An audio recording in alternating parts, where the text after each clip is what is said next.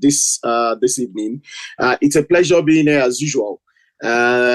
Honestly, those of us who do this all the time, I'm sure we really enjoy doing it. I love it. And I love the privilege of being able to contribute my little quota to finding solutions to the many challenges of our country. Tonight we go a little further to discuss some of these issues and to try to find answers in our own little way, so to say. So I just want to welcome you. I want to appreciate you for joining us.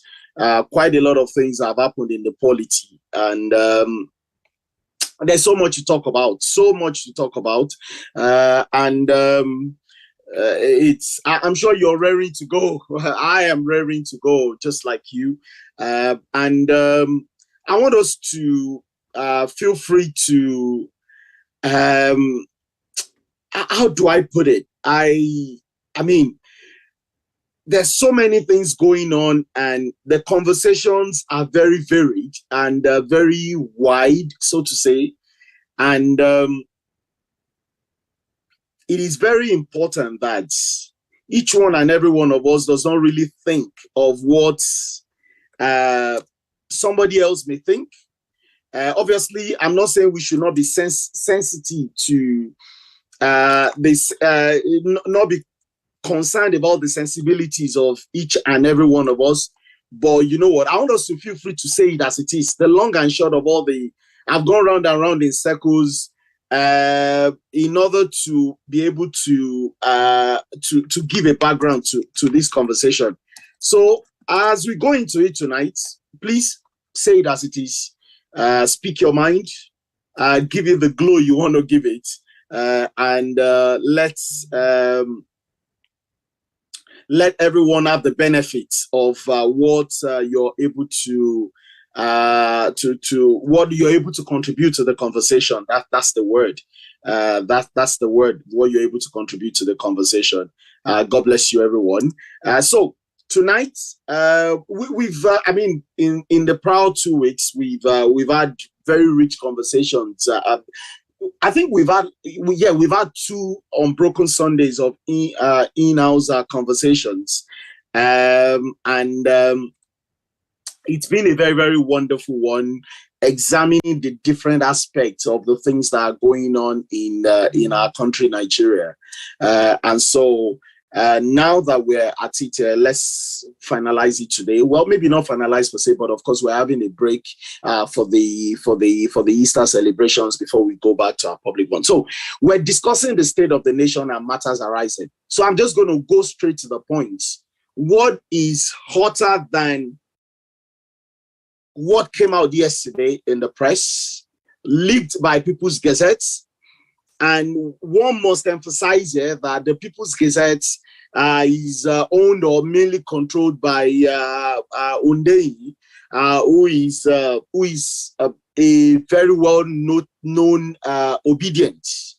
And of course, that was the same online publication that, quote and unquote, put out a report that the Chief Justice of the Federation was caught somehow, sneaking out to meet the president-elect in order to discuss the litigations in respect of the 2023 presidential elections, so to say. And of course, Sam Amadi, a presumed aspirant for the governorship of Imo State in the elections to be conducted later this year, actually threw our posted some photos out there. So that is where we are right now. And yesterday, so it was that same publication that came out with the leaked audio between Bishop David Oyedepo, General Overseer of the Winners Chapel International, and the presidential candidate of the Labour Party in the 2023 presidential elections, Peter Gregory Obi.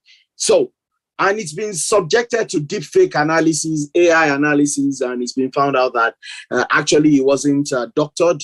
And of course, was it late yesterday or earlier this morning, the spokesperson for the presidential campaign of Peter Obi, Kenneth Okonkwo, the actor, came out to indeed confirm that there was nothing fake about that conversation, that the conversation was real. So we're going to start from there. And usually I throw things, first of all, to our SecGen. He's the one who opens the floor, and he's the one who also closes it at the end, so to say. So he's got the key to open and then to lock the door. So we're going to start with him.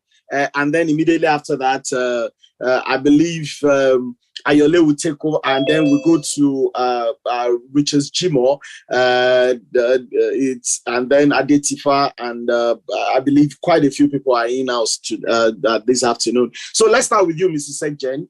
I implore all of you to keep it short, but basically take a bit of it. If you want to take a bit of time, take it, but please keep it short. Yeah.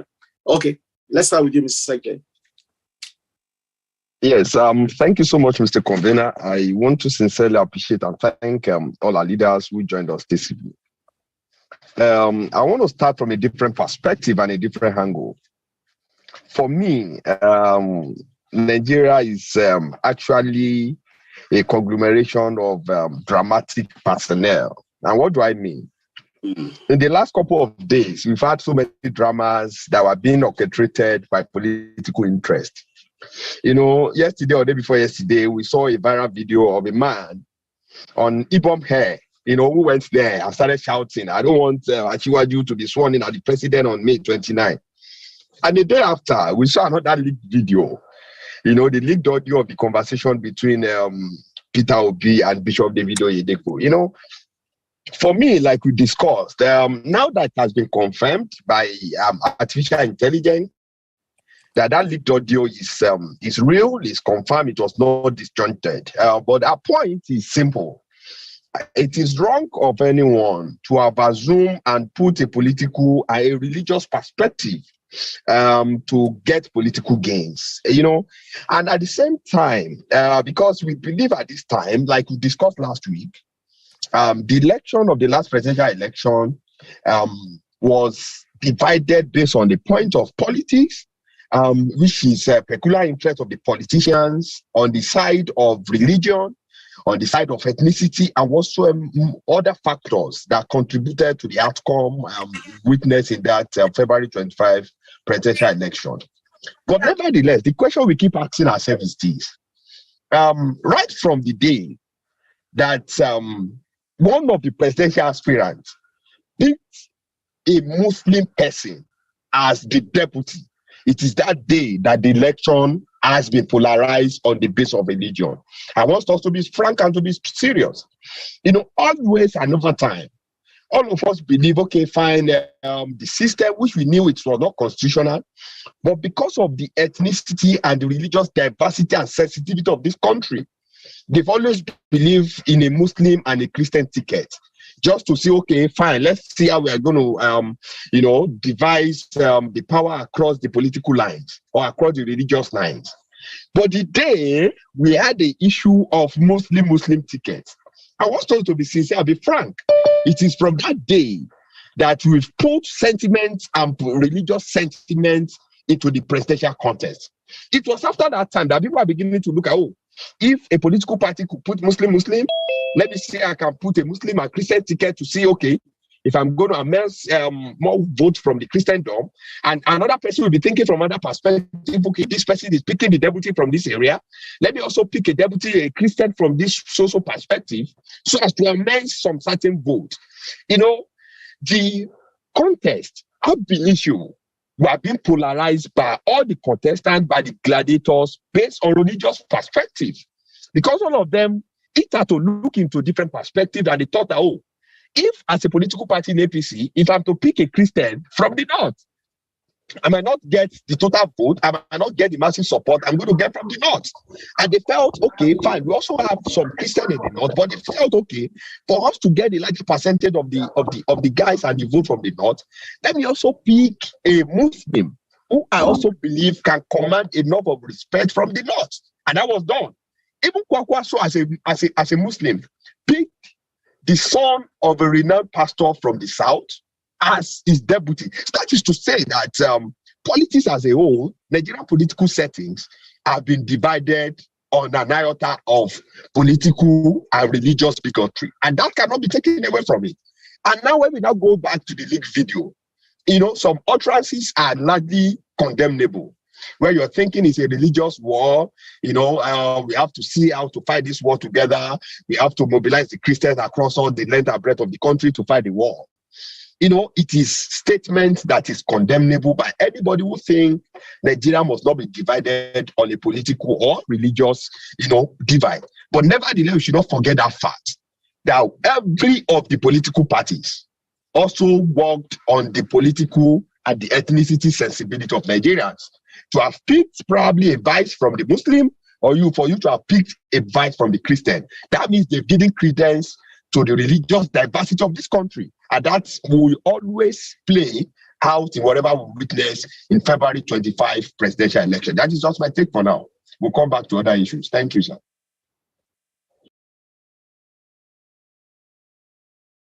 You are muted, Mr. Convener. You are muted, sir. Thank you so much. Also, thanks for always reminding me. Thank you, Mr. Sekjen. If I would still love to see the video, I always love the red seats of that car in the background, Fantastic. So thank you so much for those excellent views. We'll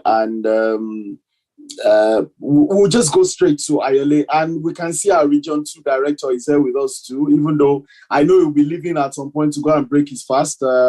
Alhaji Tijani, thanks for joining us tonight. So good to see you here. So let's go with Ayole now. PLIDE Lukman. After that, we go with our MOHK director is here tonight as well. God bless you. So we'll go with PLIDE Lukman now. After that, we go with Richard Chimo, and then we'll take Adet Sifa, and then we'll take it like that. So let's go with you, PLIDE Lukman.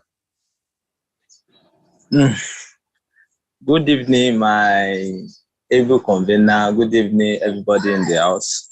Good evening. Wow, it's a serious one. When I saw it yesterday, I immediately when I saw it, I didn't put much attention to it because I thought it was one of those fake online media, whatever. So I didn't put, but I was not surprised because even before now, I've been saying it that if we look at Peter Obi campaign, we discovered that the campaign has been based on some of it, if not all, have been based on lies and deceits.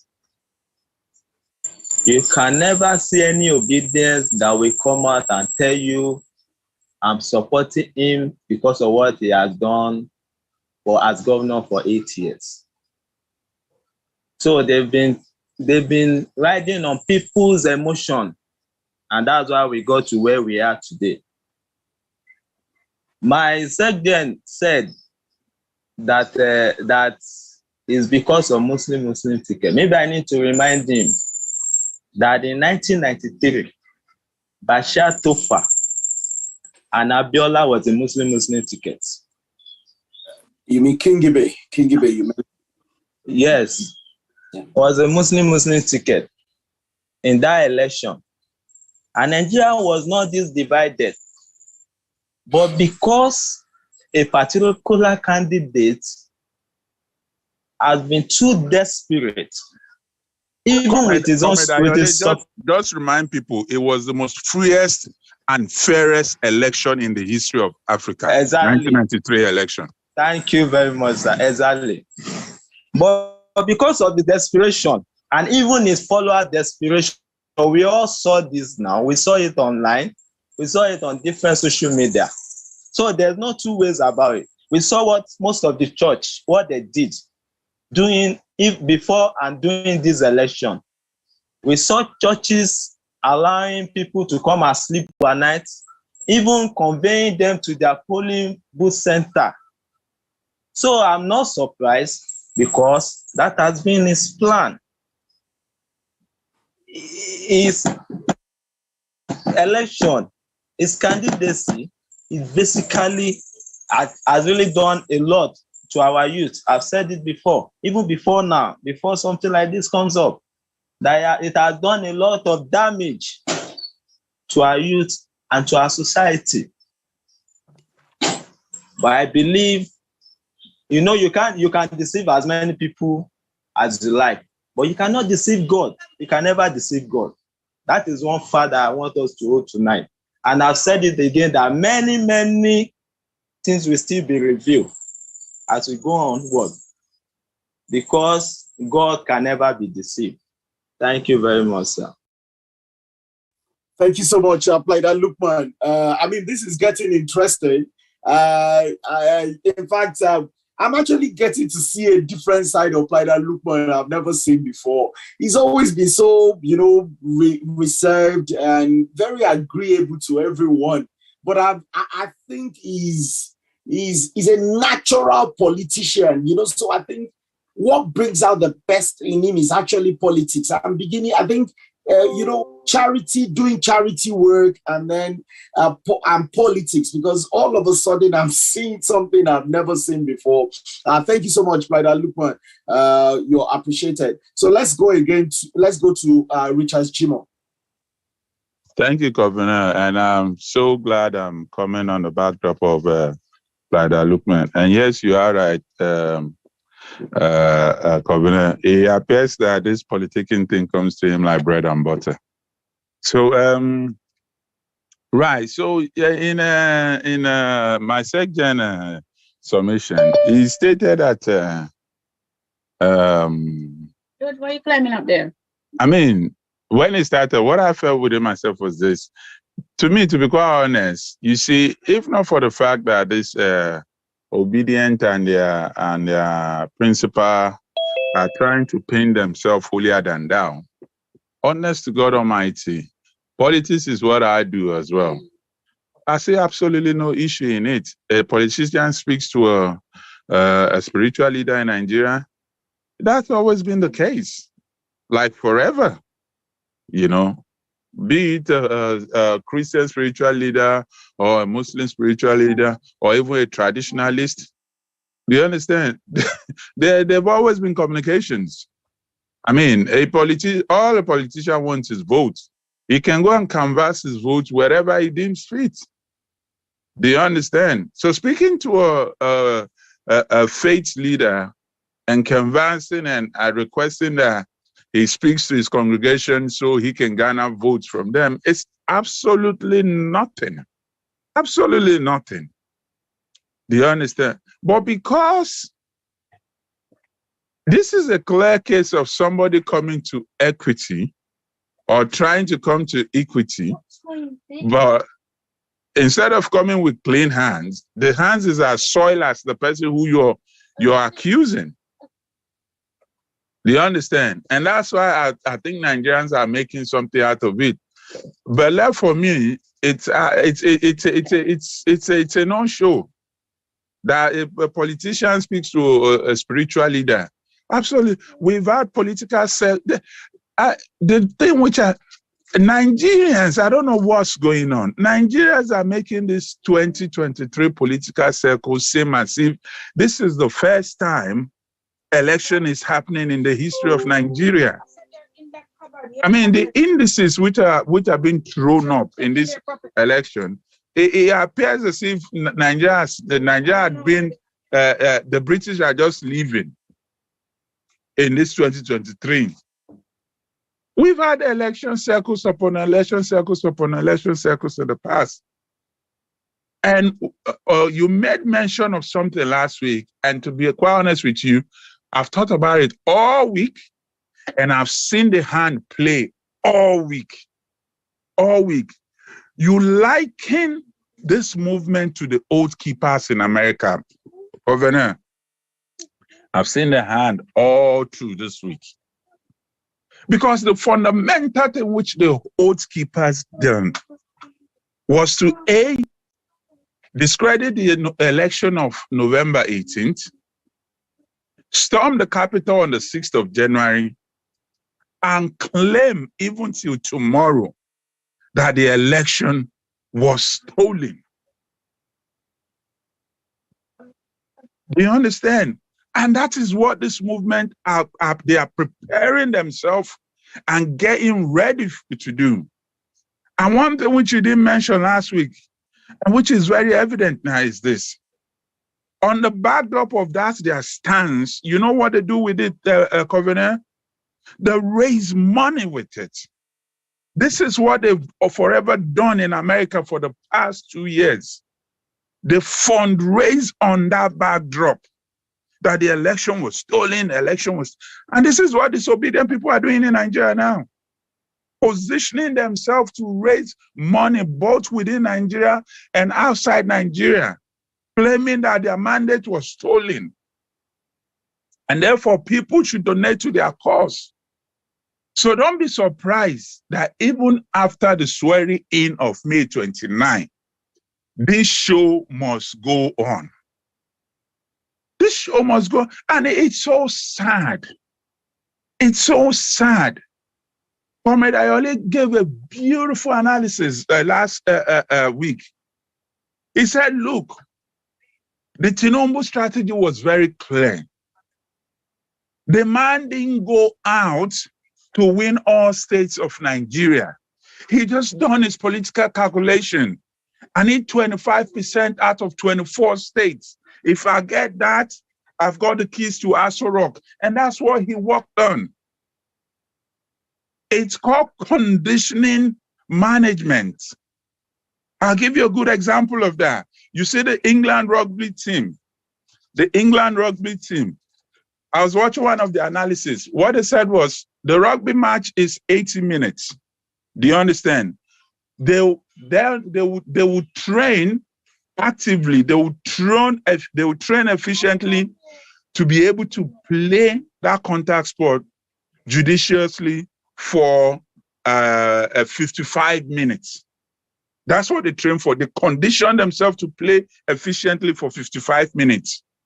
But a rugby match is 80 minutes. You know why? Because the rest minutes, there will be fouls, there will be stoppages, there will be throw-ins, there'll be. So for they condition their body to be able to play effectively for 55 minutes. And that's all they need to win a rugby match. That's exactly what happened. The man didn't go all out that everybody must vote for me. Blah. No. Just give me 2/3. 25, give me 1/3 of 24 states, I'm fine. That's his strategy. He worked on it, and that's it. Some people, I keep asking Nigerian. I really want to sit down with an obedient and ask him on a one-to-one. So, excuse me, please. What is the pathway of a Gregory Obi to Aso Rock? I want to ask that part. What is this pathway to Aso Rock? How? Show me. From what party? From what structure? Under what platform? On a movement? A movement? What do you mean a movement?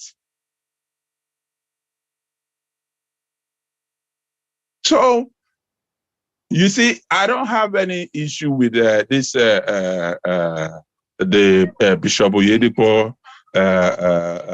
Matter of fact, they even made it worse. When this thing was released, because they have come and discredited so much things in the past, because they immediately it came out, it became a way of, oh no, let's discredit it. And now there is now forced people to go and do AI on it and find out that it's the truth. It's actually a conversation which was actually had. But to me, as a political analyst, it does not matter. Forever with spiritual leaders, forever with community leaders, forever with faith leaders, have dialogue, have conversations with politicians. It is natural. It is natural. But don't claim you are holier than thou. Don't claim it. Because if you do, people will expose you like this. There's no such thing as anything hidden under the sun. There's no such thing like that. And when it's been aired, come out and own it. Own it. Instead of hiding under your minions and threatening people up and down everywhere on social media, and making a place where people just go in to relax and, ease tension, to be so hostile to people. Governor, I yield the floor back.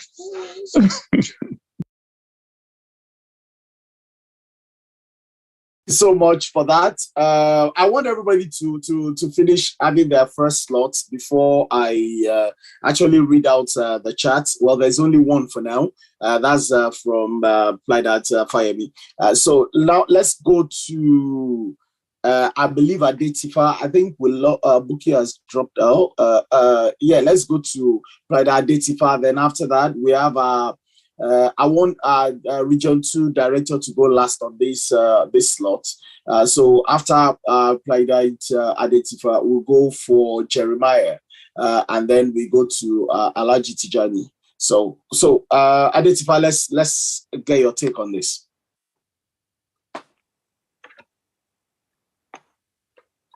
Thank you very much, Mr. Convener. Although actually I've not really get to the proper issue of what really transpired between what happened at the airport and the leak audio that we're actually talking about. But at least with the discussion here, I can really pinpoint what the issue is all about, and some comparison that we have already been diagonizing on today's webinar. Firstly, when we are blaming one contestant for using religious ways or means to get votes, I think it is not new, but it's just that when it's not being played the way it's supposed to be, that is why I think the noise is getting too much this time. So I think we have talked about the 1993, though I'm still going to talk about the 1993 situation, which is quite different from what we have, in pre-election period, that we have in this year election. And if you could remember, for President Buhari to emerge as president, they still play religious card in picking a prominent member of Redeemed Christian Church of God, which is a pastor, Yemi Osinbajo, a pastor. And if you see that election, I've never seen any election that a Redeemed member partake ever like that. They were all en masse in all the polling units casting their votes for a man of their own. Because if it doesn't matter, why can't they go and just pick maybe CNS Garment Church? Remember, if the religious doesn't matter in terms of getting votes. Now, coming back to the 1993, where which Comrade Ayole referred to, with a lot of killings that happens like 3-4 years ago, I can cite like 2 strong examples that happens to churches in Nigeria. The massacre in Benue State, it's more than 3 times that they slaughter Christians, conducting burial, a mass burial for them. And the one that happened in Owo. So a lot of issue that makes Christians to feel like if this kind of thing is happening to us, and the presidential candidate can go ahead to pick the same Muslim to Muslim, a Muslim ticket. So definitely the Christian might not even have option than, in that case, we don't know what these people might be planning against us.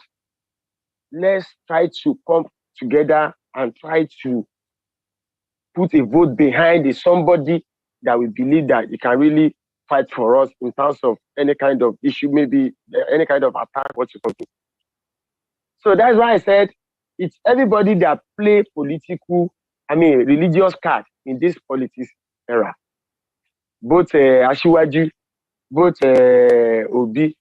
Ashiwaju needed votes. That's why he picked the same Muslim from North. And Obi felt like, oh, my Christian community should have a block vote to give to me. So I couldn't really say much about what transpired between Bishop Oyedepo. I think it cannot be, more than, okay, canvas people for me to go and vote for me, which I still see it as normal, which is normal thing that a chief imam can do. So, if anybody is saying somebody is guilty of this, another party is also guilty as well. But what I know is that I don't see it that people should not be clamoring that the swearing should not hold. If definitely, as we are believing that we don't have hope in judiciary processes, just because of all these things, we can't just conclude that we don't have hope in judiciary, because we have seen a lot of bad antecedents from them. And clear example of is in Imo State, the last Imo State election, the current governor of Imo State. How can a fourth position become first and become the governor? So those are the dents and stain in judiciary process. And that is why the Nigerians are not so comfortable. Because if our judiciary is working perfectly, I don't think anybody should be having anything to fear, planning to incite any violence that swearing must not hold. So as per that, either we believe in judiciary or not, we still have to be law-abiding. The election has come. If there's anybody that's failing in one or two of his strategies, we have to go back and definitely strategize towards next election if it's going to be free and fair. If it's going to be free and fair, which I'm not seeing it, unless maybe there's any magic that still want to come. So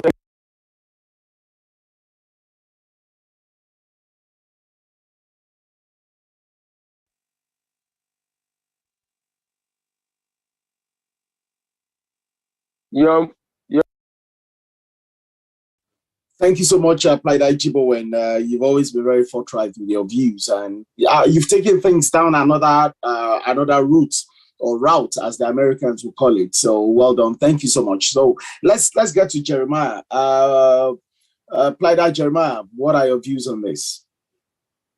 I believe you are an obedient, so I mean it's it will be such a good thing to hear your views. Jeremiah, let's hear from you. Good evening, sir. Good evening. Good evening, everyone. Good evening. Okay, I don't have much to say, and I want to say that I'm not an obedient. Okay, you're not. Oh, okay. I'm not. Yes. So the last time I spoke on this platform, I said that the only feeling I get from everything Obi does, his actions and reaction, is he's just trying to ride on what he feels the youth really wants. It's not like he really has that big plan. Or even if he does, I don't know, but I just see that subtle game plan there. So, like I said, none of them is my candidate. And so far, since Tinubu got that election, since he was declared the winner, sincerely, what has just been on my mind is now we have a new president and we hope it's going to be better, because we don't know what could really happen. I have just accepted it. And maybe because I was never really interested in having Obi as a president. So that's just my take. Wow, I mean that's really, really interesting, Jeremiah. Anyway, that's so surprising to know. I never ever knew. I'd always, and I apologize for that. That's mischaracterization. You know, I just It's fine. It's fine. off that you are. No, I know it's understandable. Yeah, you're as I'm a youth, so yeah, youth and all your friends as well. All of them, they're very very powerful obedience. You know, thank you so much. I believe I think Tolu dropped off, Alaji TJ dropped off, and I think there was one other book here as well. So I mean, let's go to the conversation part now, and I'm going to go back to SecGen, and then please, you know the way we do it for the next 35 minutes, please feel free to interrupt, interject, but please show respect all through the conversation. We're discussing the fallout from the presidential elections, where things stand today, the things that are happening in the polity, but of course with particular mention of the letter that came out yesterday from the leaked audio between Bishop Oyedepo, okay, Bishop Kumbi is joining us. Bishop Oyedepo and the presidential candidate of the Labour Party, Peter Gregory Obi. Now, let me quickly read out the comments. I think we've got about 5 comments here. Proud to getting going on with a general theme. So let's go. PLIDE Transformational. How can we be comparing 2023 to 1993, 30 years apart? 30 years apart, we grew up with mutual coexistence between the Fulani and Yoruba in our communities. What do we have today? Can we compare political and religious diversities that existed in 1993 to what we have in 2023? Our society is emerging and one approach can't fit all. One approach can't fit all. Let's wake up to current realities, which are dictated by various factors. We can't shy away from the fact that ethnicity, religious, and political sentiments play more roles in Nigerian politics than ever before. Why cancel Indigo titles in Lagos if ethnicity sentiment is not magnified? They are all guilty of religious and ethnicity factors. Of course, I will leave the conversation, but I might want to refer the SecGen to 2016 or thereabout in Akure, Ondo State. I'm just going to say this story just to remind some of us. Of course, the SecGen was already a student union leader at that time, but there will be many other people who are watching this who were too young to even know what happened. The Ezendigo of Akure land apparently is a convoy, quote and unquote, somehow God, you know, met up, you know, on the road. You know, they were going, and his convoy and the convoy of the GAHRD of Akure land, they actually came in contact, and I think what they said was that I hope this is correct. It's been a long time, can't remember. Probably before 2016. I think it was far longer than that. And then blocked the GAHRD of Akure on the road somewhere in Akure there. And also because he was going around with beaded crowns and all those things. And I think there was a bit of anger in Akure land. The GAHRD of Akure summoned the Ezendigo of Akure land. The Ezendigo of Akure land refused to go because obviously a king cannot summon a king, quote and unquote. You know, so and things got really angry, and the GAHRD ensured that the man was brought to the palace, and the GAHRD gave him a direct instructions that he must remove his crown, that he forbade him to wear beaded crowns within his domain. And of course, in anger, the Igbo community in Akure rose up. They were really angry, and they said they were going to shut the spare parts shops. I think maybe for 1 week or thereabouts. Obviously, please feel free to check out this story. This story. Some of them might not really measure up. It's been a while. I'm just using my recollection of things. in anger, the people of Akure said, well, since you say you're going to shut it for maybe 3 days or something, the Akure people said, no, we're not even going to allow you to shut it for 3 days. We will now shut it till indefinitely, since you said that you want to use it to punish the Akure people. You know, and of course, I think the first few days were a bit difficult. People said they were going to Ilesha to go and buy spare parts and all things. But at the end of, I think, about 4 days or thereabout, the Igbo community actually were begging because they were losing a lot of money. They were the ones who said they gave instructions that all their people should lock their shops. But Akure people said, well, we're not going to allow you to blackmail us. So instead of you, the number of days that you said you were going to shut it, we are shutting it for indefinitely. You know, so eventually, the Igbo people cried out. They went to seek people to come and beg on their behalf, you know, because obviously they lost a lot of money when the Akure people would not allow them to open their shops. So in settling that matter, the SND, the Deji of Akure forbade the traditional title of SND within the Akure kingdom. And of course, I think at times, I think there was a reaction that was in Ibadan or something. A few months after that, there were 1 or 2 cities. Basically, there are certain states in Nigeria that you cannot even have a title of. Maybe I don't know if they exist in the East, but I've never heard of Oba Yoruba in Onitsha. I never heard of it before and all things. So I'm saying this thing so that we are able to focus on our conversations tonight, because these are some of the things. And since the section has introduced this, we might as well just discuss it. For me, in fact, I was worried. I'm not a woke person, so you know me. I'm never afraid to say things. Like I always say, when two sides are arguing, two of them usually gang up against me because I don't side any. I say this one, I say it against that one as well. For me, when I read about the title, in fact, it was the first time I heard about it. The Imperial Majesty, the king, the Ezenigbo of Isolo and this kingdom for me. Ajawa Estate. No, Ajawa, not just, you need to read it, something, because they actually kingdom, not just Ajawa Estate, something Ajawa Estate and something kingdom. They actually put kingdom there. For me, it is any Yoruba man that goes to Kano and says the Oba Yoruba of Kano Kingdom, the king of Yoruba, because the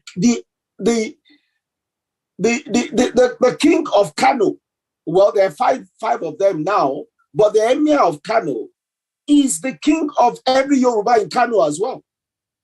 I don't know if I'm wrong. I come from a part of Nigeria where you're not wrong, sir. You're absolutely not wrong.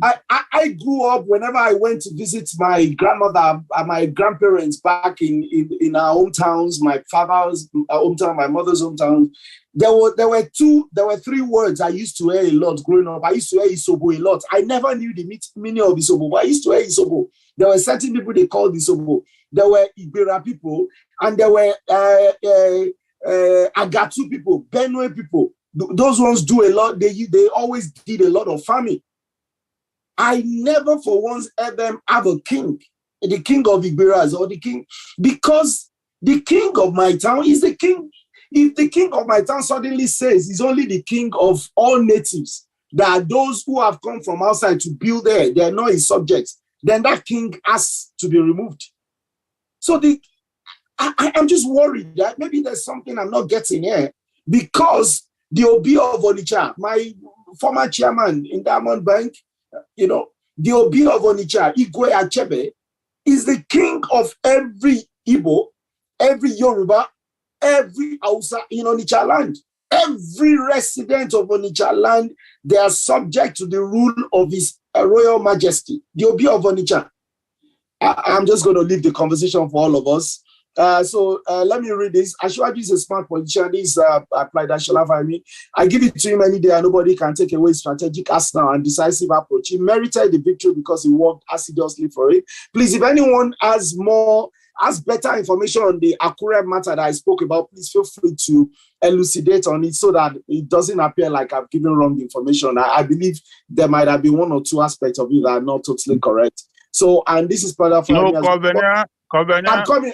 Let me read this. We'll come to you. I'm coming. Let me read this. We'll come to the section. Will start off, and then all of you can just go on. So spot on, Comrade Richard Jimo. It is a natural effect that religious leaders, community leaders, and opinion leaders will always take sides in a political contest. We heard when Oba of Lagos confirmed to Labour Party governorship candidate that Sanwo-Olu will win and that he should wait for his time. It is natural for leaders to take sides. Like that, Ayole, before now, ethnicity, religious, and political sentiments has been playing a role in Nigerian politics. Just that most of the presidential candidates from time have always tried to be careful of displaying it openly. Alhaji Tijani wrote, I think he's gone to break his fast. It is time to break my fast. Okay, that's good. I guessed as much. Then applied Afayemiro. We witnessed a statement of President Buhari and El Rufai when Deborah Samuel was killed. The system has been polarized on a religious basis, and it didn't start today. Absolutely. All political gladiators are guilty of polarizing the nation on ethnic and religious grounds. May it be well with Nigeria. Amen. Swearing you, we hope nothing will happen. PLIDE Ayele wrote, in 1959 election, most of the northern region went for, in the 1959 election, most of the northern region went for Ahmadu Bello candidacy, while the easterners stood behind Zik and the western region with Awo. Awo and Zik contested in that election and planned a coalition which didn't work before Zik later supported the northern candidate and Awo settled for the opposition leader, together with the UMBC, which later agitated for Middle Belt region out of the north. The bottom line is most of them are always careful coming out openly to use our weapon, but rather try to unite us, unlike what Obi has done to our politics. Then, PLIDE Fayemi wrote 1959, as in, how did you get that information? They're no longer careful in employing religious and ethnic weapons in winning elections because of the desperation of the gladiators.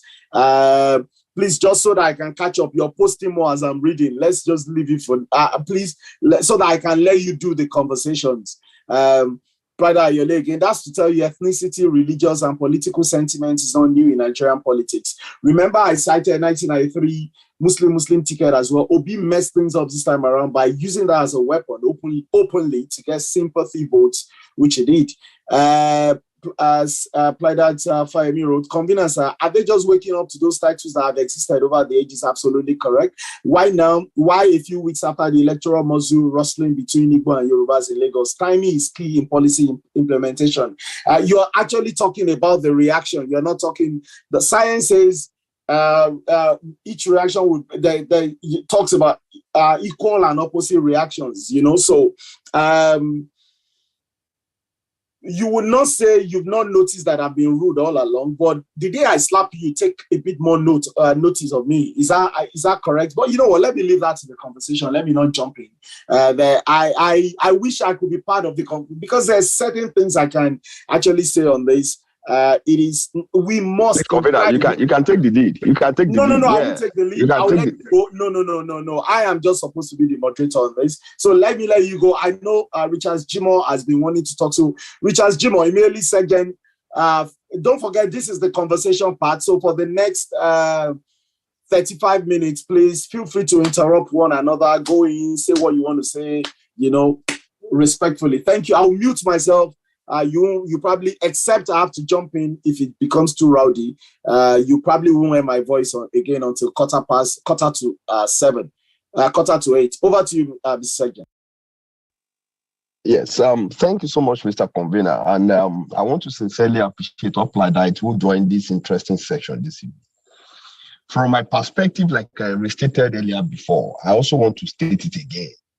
The statement as confirmed from that leaked audio is condemnable because it's at the same time, like Ayole said, publicly polarizing the country on the basis of religious sentiment. And that must not be tolerated or be applauded by anywhere in Nigeria. And I stand to correct it.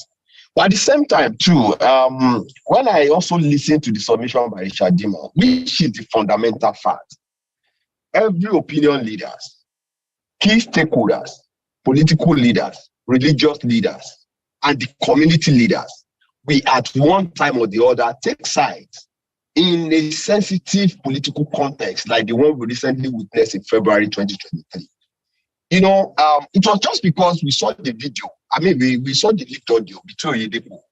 If we had been privy to listen to the conversation, let's say, for example, between Emir of Kano and the governor of Kwara State, or we were privy to listen to the conversation between Sanwo-Olu and Oba of Lagos, or we were privy to listen to conversation between, let's say, the Emir of Kano and the Kwakwasu and many other people, we will realize over time there has been, some element of political sentiment which has been driven by parochial interest, which also manifested in the result of that election. Like I was discussing with somebody earlier today, I said, fine, all of us we start to condemn, the sentiment which was introduced into this election by Peter Obi. And he also took advantage of that fact that our nation at this time was very sensitive, most especially on the altar of religion. I quoted the instance of where Deborah Daniel was killed. We saw the statement. I remember on this same webinar, we read out the statement made by the president when Deborah Samuel was killed, compared to another statement released by the president of this country, General Muhammadu Buhari, when another Muslim was also killed in the north. All of us could see sentiment in those statements released by the president. What is that pointing out to? It's a clear pointer that religious sentiments are taken deep in the heart of our leaders. And it will take only the grace of God for it to be watered down. I listened to Jibowe when he cited the cases of so many Christians that were killed, in the north, in Benin, and so many other parts of this country. At the time, they saw it as an issue of Christian and Muslim. At the time, we knew when people were fighting against Sharia law, when many of these religious leaders were also saying, we don't want so person to become the president, because once he becomes the president, it's going to ensure that Sharia law is being implemented across the length and breadth of this country. I'm trying to give all this analysis and background in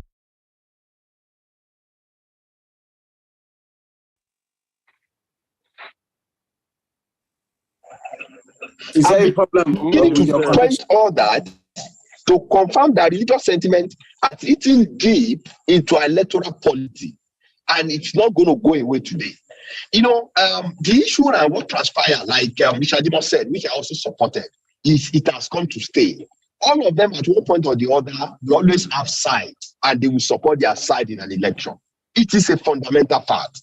For example, in Ekiti State, if you're having somebody coming up from APC member who is also a Christian, and you see somebody coming up from PDP as another House of Rep member who might also be a Muslim, it is fundamental, it is natural that sentiment will set in. You see somebody approaching churches as much as possible. You see another person approaching, the mosque as much as possible. Why did we introduce the issue that the wife of Asiwaju Bola Ahmed Tinubu, Remi, is a deaconess or a pastor in a Redeemed Church, if religion did not play a role in that election? Why did the APC come up with that sentiment? To say his wife is also a pastor in Redeemed Church. He has been to, Bishop, he has been to Pastor Adebo at several occasions. Asiwaju is somebody who is not given to religious, bigotry, because we understood the role that religion played in that election. All of us cannot shy away from this fact. And it is just unfortunate that will be magnified and capitalized on it. When the nation were all clamoring, APC has picked a Muslim ticket, it was only a pointer for Atiku and the host of other people to be thinking, if this has happened, what can I do? Who is the Christian that can pick from the South that is going to also give me an immense, the same credential, the same, purported election or the results that I expected in this election? And all of them fall in that line. Religion, it is quite just unfortunate, and we cannot say it's unfortunate at the same time, because this country is very sensitive. Religious diversity is playing key roles. We heard what has been happening across the length and breadth of this country, and with that, religion cannot just be silenced. People believe that, we hold this, we are opinion leaders, we have this mark, and we are going to make sure that we wrestle power with people who belongs to another religious side. But it's just that our nation is not evolving. Our nation is still evolving, but we've not developed to that stage where a Christian will see a Muslim as a brother rather than see that person as a religious rival. We need to grow to a level where we see somebody from the north like a brother and be able to sit together. without putting the political or religious sentiments to play and to undermine our coexistence. I think that is what we need to discuss. And that is where we need to go to. And I also remember a brother of mine was putting on social media that, okay, with the leaked audio, it is a pointer to now see people who are enemy of this country, or people who are painting, or probably who are sowing the seed of discourse on the base of religion. So my secretary, I need to literally jump in there. I can boldly say to you that this is your very last statement. I absolutely do not recognize it. I want to believe that Nigeria has never been at that point whereby a Christian does not see a Muslim as a brother, or a Muslim sees a Christian as a brother. And I will use my personal story as an example. I'm a Christian. My name is GAHRD. My father is an Allah over 16 times. My mother is a Christian. My mother was a deaconess in Christ Apostolic Church. What did you say your father did? Something about 16 times. My father is an Alaji of over 16 times, meaning, yes, he's gone to Mecca over 16 times. Okay? He's married to a Christian lady who's a deaconess in Christ Apostolic Church. My name is GAHRD, and I'm a Christian. All my life in Nigeria, I grew up celebrating. My household was the best. And I know that applies to most households in the southwestern Nigerians. You see, the model of religion cohabitation or tolerance, I tell you, that of the southwestern part of Nigeria should be a model presented to the rest of the world.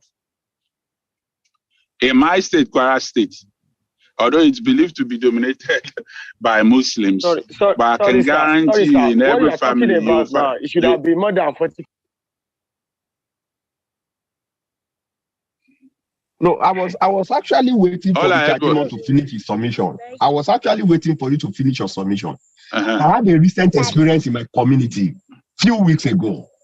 A father stood his ground that he was, because he's an Aladi, that he was never going to allow his son to get married to a Christian. I remember when in 2002, I wanted to do an admission into university. You have this one-off incidents. Sir, you have this one-off incidents, but the level of tolerance, not it is not widespread. It is not widespread to the point whereby we advocate on this platform. I agree. That, it's not widespread to the point that we get on this platform that Nigerians will tolerate Muslims and Muslims will tolerate Christians. If people are weaponizing this religion for political gains, let us call a spade a spade. People have been cohabiting for hundreds and hundreds of years peacefully, both Christians and Muslims. Not until people come out and use it for political point scoring, people don't even remember their faith while going about their daily businesses. Exactly. I yield the floor back, please. Yes, you are right. Let me take it off from there. Yes. All right. Mr. Segden was talking about the Muslim tickets. It generated so many conversations. Yes, we agree with it. And if he could remember vividly, those conversations were based on ideological ground, which has been before now. Even we could recollect that in Borno State, the Khan leaders came out to tell them the support they got from the vice president-elect, and so many like that. But it becomes a religious war for a presidential candidate to start making it or using it as a weapon to campaign. We are all aware of ethnicity and religious crisis in our election right before now. But most of the presidential candidates have not taken it too far the way Obi has done this time around. And that is where the problem is. As Mr. Dimos said, we must call a spade a spade. For him to have nobody has ever supported this. We don't know how many of the supporting that pastors. statement. Do we even know how many of the pastors he has called? He had discussed such tweets. But we can see in this election, we all saw what the churches what they did. But you are giving so many excuses around it now. You are giving so many excuses around it. That's what I'm saying. You need to understand. No, you need to understand the logical perspective I came from. I'm not giving excuses. I'm only telling you and let people understand that religion has been playing a pivotal role in an electoral politics long ago. For example, why there was a time we had the allegation that somebody should just try and mute. When Asiwaju wanted to declare, for president, we saw an allegation that he rented some people as bishops and pastors. Why? If not to score a religious goal. Why? Some things we should be beginning to ask ourselves certain questions. That is to tell us that people are politicians understand the power of religious diversity in their political journey. That is why they try as much as possible, to adopt strategies to massage the ego of different political regions that we have in this country and the religious, sides that we have in this country. Nobody has ever on this platform supported the statement made by Obi that they are turning Nigeria into religion. Nobody, no sane and well-meaning Nigerian can ever support. But sincerely, no, there's no other way around it. If Atiku had taken the same step Obi took on this election, I'm telling you, nobody will win Atiku. If Atiku had been able to be going from one mosque to the other in the north to campaign with religion, none of the candidates will win Atiku in this election. And that is where the problem is. We should face the issue. We should not look around what has been. This has been happening before, even before now. It has been happening in our polity, but it has not gotten to this stage. What do you say when you want someone? We have to call it now. We have to call that spade a spade openly now. We have to Ayole, how do you think we can call it? How do you think it can be called? Can Asiwaju call it? Like we are doing now. But the moment the moment we are giving excuses, you are giving excuses because Asiwaju started. I'm not giving excuses. You are giving them more. I'm giving an historical trajectory, not an excuse. We need to on this issue now. We should in terms of words. Even if APC pick Muslim ticket, it's within their party. Yes, you see, what I found personally abhorrent in this 2023 circle was very, very simple. It is the stance which our Christian leaders took. Do you understand? Openly coming, not only backing their own candidate or whoever they wanted to support, but rather laying courses and, saying all sorts of disparaging remarks from the pulpit, calling God's name, staying upon themselves. Then that means that God did not call them or God did not do this. And like what Covenant said last time, God is never a liar. God is never a liar. So in their bravadoism and gangsterism, the way I see it, this electionary period has been able to expose most of them as scams, all because they want to leave the pulpit and mount the soapbox. Like I said, it is forever from time immemorial will politicians approach people who, anybody who a politician can identify that he has a following. Do you understand? Anybody which a politician can identify has a following, they will approach that person for votes. Are we not all aware that even in the politics of old in America, the mobsters, the Italian mafias control votes?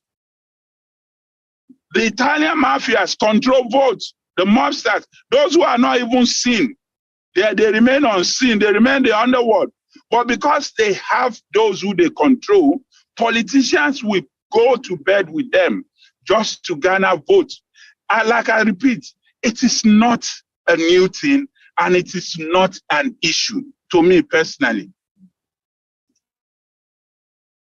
But the fact that a certain candidate in this concluded electionary period wants to claim that he is holier than thou, he is holier than thou, that is why it's becoming an issue. Do you understand? It will forever, politicians will always go to anywhere they can gather votes. They will. It is all about politicking. They shouldn't be condemned for that. They should not be condemned for that at all. It's not going to stop. It will never stop. Yes. It will never stop. That's the point that Ayole is not getting. It can't stop. It will not. See, the difference this time around is that I understand your point. Go on, it is how Obi. Considering the emotion. Listen. It is how Obi considering the emotions it is how Obi put into this election that is condemnable. It is the way Obi played it and leveraged on the religious bigotry. Nobody has ever exonerated him out of this conversation. You understand? But we are just beginning to let us understand that our political gladiators understand the role played by religion. And that is why all of them, either clandestinely or openly, are now beginning to leverage on that advantage. And now it's fine that it's coming up this way. That is also going to be a deterrent to whoever wants to try and, take that route or take the route in the next political dispensation. And again, we must understand one singular fact. If you listen to that recorded audio very well, there was no place. Oyedepo said, God said you are going to become the president of the country. All his affirmations were personal. And that is another perspective where, from my own way, I was going to exonerate him.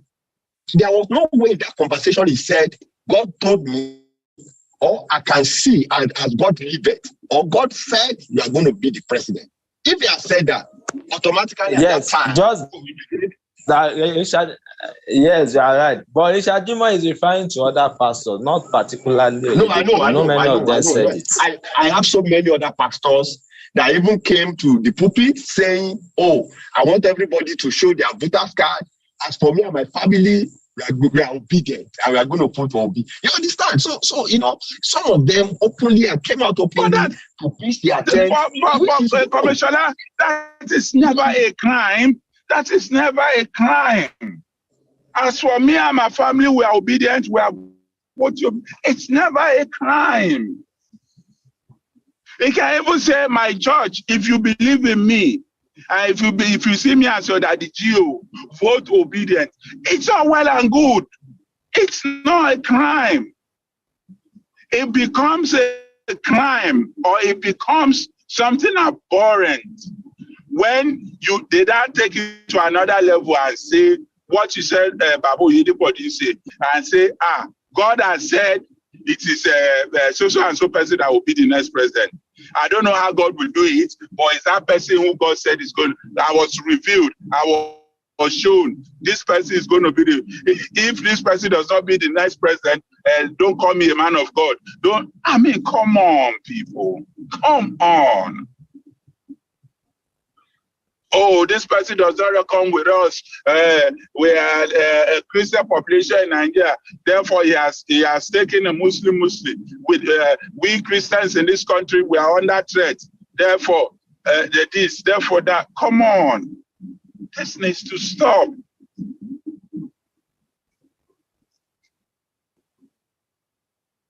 I agree because you know well, from a different perspective to this issue is I don't want to say that our people's psyche has been polluted by some political and religious sentiments, you know, in such a way that we no longer see ourselves as you know, a sportsman.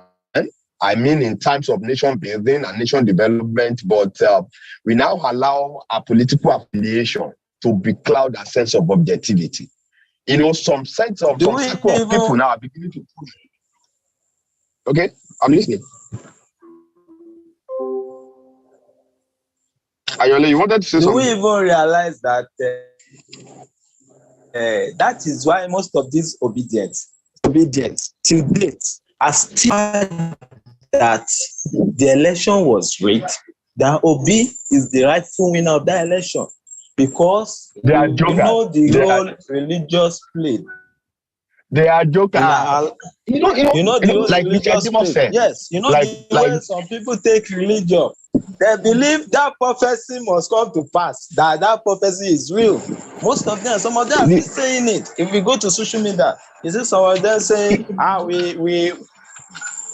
yeah, I can hear you. Elections were not won on social media. Those guys were just unnecessarily emotional. They were unnecessarily emotional about elections. We said, you know, when you want to win election, you must have structures. How many of that structure do Labour Party have before that election? In how many states of this country do they have governorship aspirants?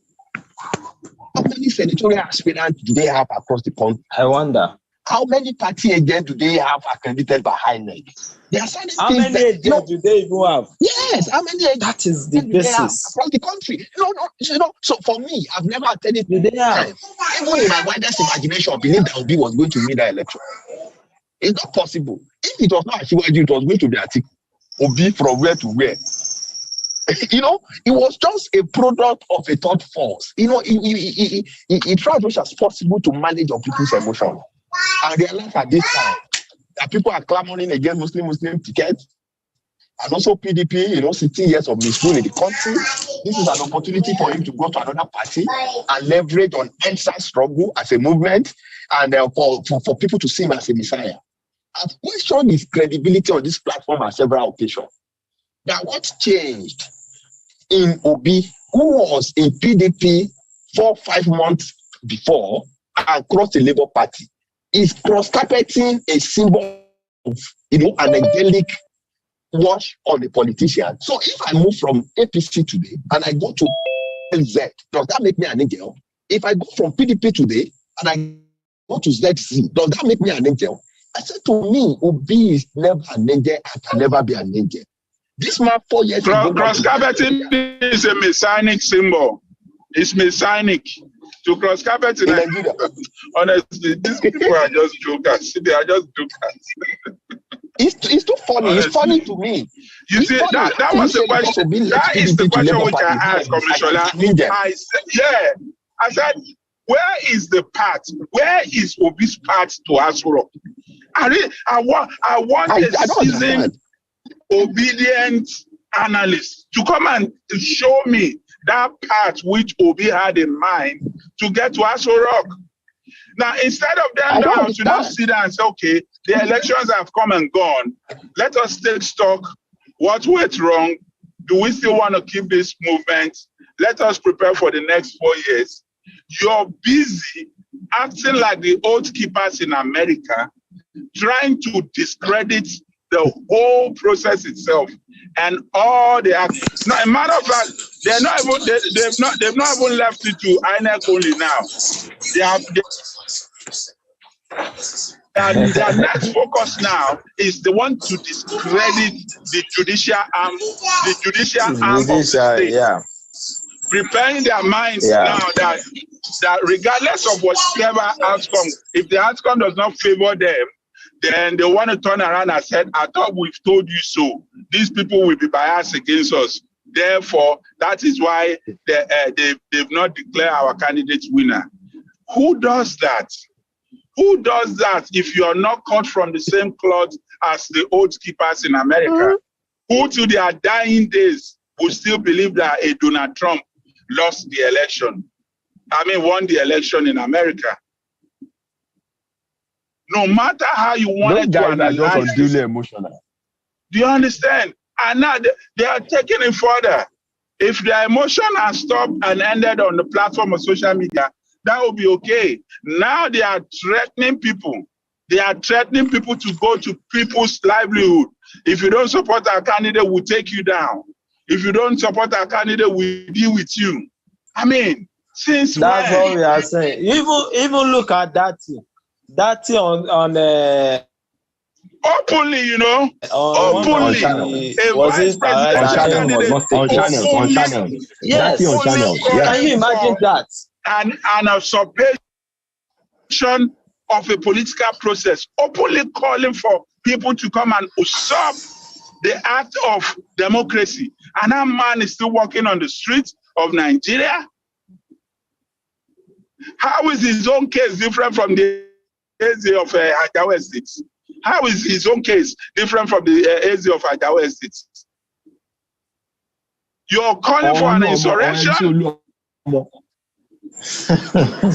Listen, MC Oluama told you. MC Oluama came out and clarified. You see, no, this is how people just model things up. No. When people come out and model things up, MC Oluama, not only did he come out and clarify. That Oluama's clarification is just too watery. It's what you tell a secondary school or a primary school people who will not believe. It was just too watery. We knew what he meant. But it should not. No, Commissioner, please. No, even if it was watery means it is. Excuse me, sir. He brought out Yachukudi. How about that? He brought out Yachukudi. Yachukudi sat next to him. You are calling it watery? Nobody comes out to tell us that nobody comes out to tell us that woman. I know that woman is not. Watery is subjective. You find it watery. I find it cogent. I find it credible. Watery is subjective. How? Why did you find it credible? Because I want to understand. Let me learn thank you very much. Because Nigerians came out and discredited him for making such a crass remark. And he deemed it fit within himself to come out and clarify before Nigerians. The data of this war. Okay, the question I have to ask you is this. Making that statement, listen, making that statement in the first instance, is that democratic? Is that not a threat? Well, it is not a threat, sir. It is not a threat, because if it is a threat, trust me, the obedience would have taken its matter to God. It's not a threat. Was that statement democratic? Sir, I belong to other. Sir, I've been okay. It's not democratic, but it's not a threat. No, but the statement was not democratic. If you look at that issue. Excuse me, sir. No.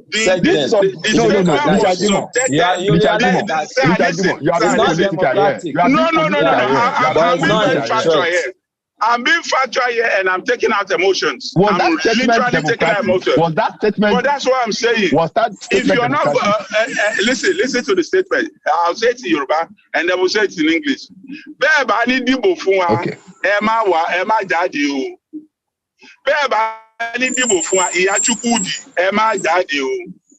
If you are not going to vote for us, don't come out. Do you understand? Now, is that democratic? Is that statement, was it democratic? No. It is not democratic. Okay. So you found out my question. I'm okay. You see, you've answered my question. But this is what should be happening across Nigeria. People should be laughing with this matter. People should be laughing with this matter. But disobedience are taking this thing to another level. They're taking it to another level. Those guys are jesters. Those guys are yes, so they're taking it to another serious. level. I've never taken them serious. It's very, very funny. How is their widest imagination? We didn't assume that could be we need to take we need to start taking them serious. Look at what happened in that Ibom of course.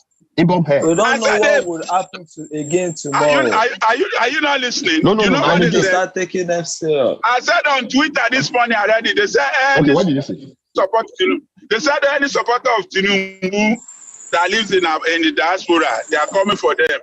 That we are all credit card fraudsters. So me and Convener, we are both credit card fraudsters in UK. They said we are all credit card fraudsters. That they are calling anybody that doesn't support Tobi. Anybody that doesn't support Tobi that stays in the diaspora. Convener, I hope you are listening. Well, again, Comrade Shajimo.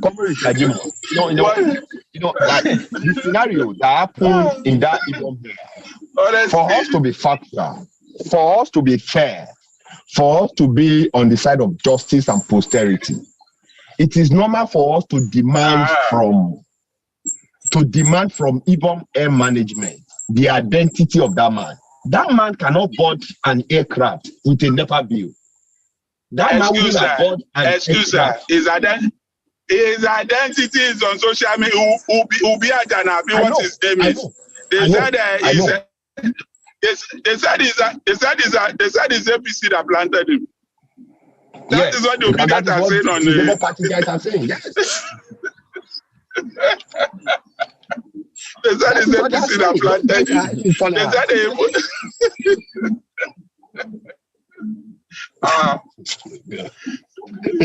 what type of election is this like? Those guys are Nigeria is a Fuji house of commotion. Nigeria is a Fuji house of commotion. Let me put your bubble.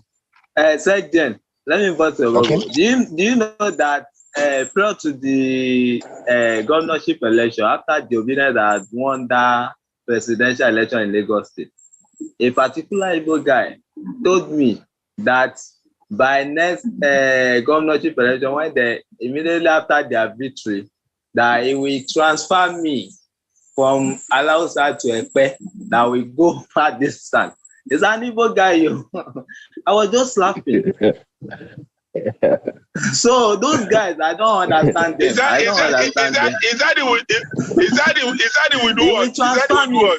he will transfer me from Alausa to Epe or Badagry.